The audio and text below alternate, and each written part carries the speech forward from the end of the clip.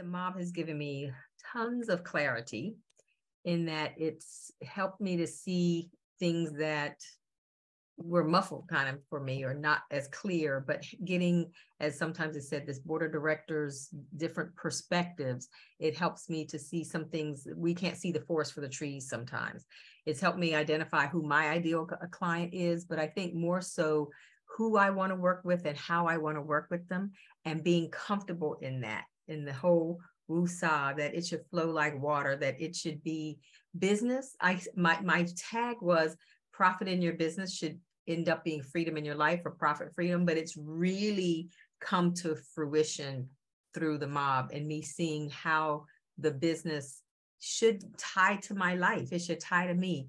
So the collaborations have been phenomenal. The people, it has been said, the people that you meet, and I like that. I don't know the medical terms that Dr. Kemi used, but the sparks that it gives, the having these adult conversations, I think Melanie said, but talking to people at that level that you're at, that want to help. Everyone's willing to serve someone else. That all the conversations are about how we can help one another, but it's also at a level that not everybody's at. Like, you can't have these conversations with just everybody in business, you can't. So it's been a great platform to be able to express, to learn, to share, and feel the camaraderie.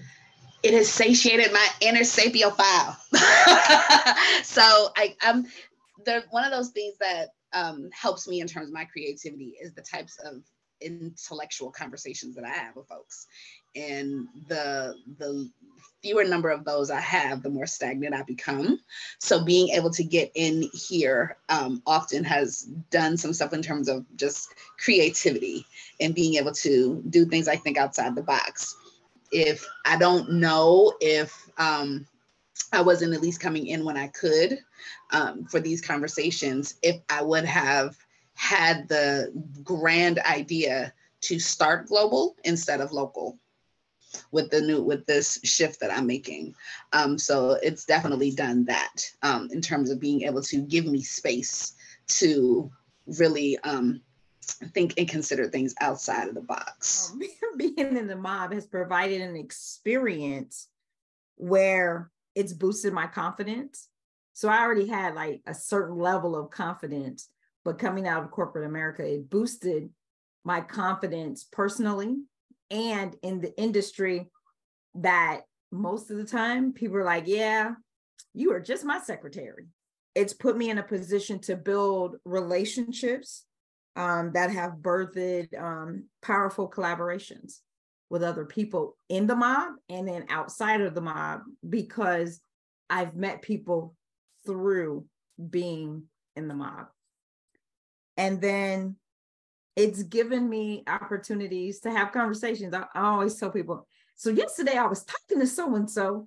So it's given me the opportunity to, Brother Bedford, you think you can talk?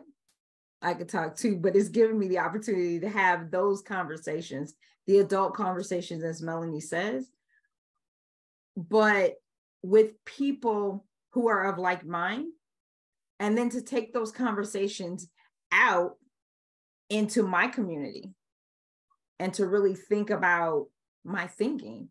That came from being in the mob. Thinking about my thinking, that came from being in the mob. And then you introduced me to somebody as great as Stephen. And so the people in here are my family when I think about the collective. So that's what the mob has done for me. And it also has allowed me to just be able to have adult conversations, because I was really in a bad way when I first started in the mob, because I wasn't able to talk to anybody, and it was so frustrating. And I think that was one of the problems that was holding me back.